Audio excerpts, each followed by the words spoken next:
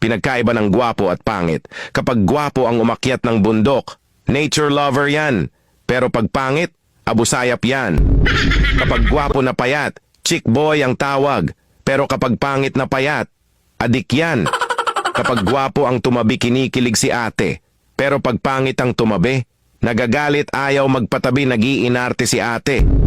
Kapag gwapo ang nanligaw, sasagutin agad. Pero kapag pangit, sorry, study first ako. Kapag gwapo ang construction worker, sasabihin nila na hardworking yan.